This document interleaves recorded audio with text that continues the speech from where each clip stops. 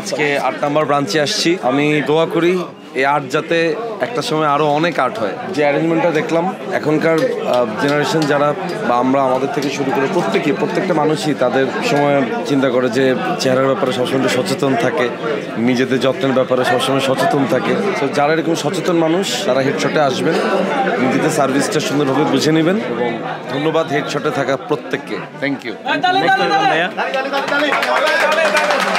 Guys, আমরা একদম প্রোগ্রামের শেষ পর্যায়ে চলে আসছি। এখন আসছি হচ্ছে হোটেলে। তো এত বেশি ক্রাউড হয়েছে যে আসলে ব্লগটা সুন্দরভাবে স্বাভাবিকভাবে করতে পারি নাই, বাট আলহামদুলিল্লাহ যতটুকুই ছিল আমরা খুব স্মুথলি শেষ করছি। বাট শেষের দিকে হচ্ছে একটু ক্রাউডের চাপটা বেড়ে গেছে। যাই হোক, থ্যাংক ইউ সো মাচ। চিটাগংবাসীকে আবার ধন্যবাদ দিতে চাই, আপনারা আসলে দেখা দিচ্ছেন যে আপনারা আসলে কতটা ভালোবাসেন। সো আর হেডশটকেও ধন্যবাদ এরকম সুন্দর একটা প্রোগ্রাম করার জন্য।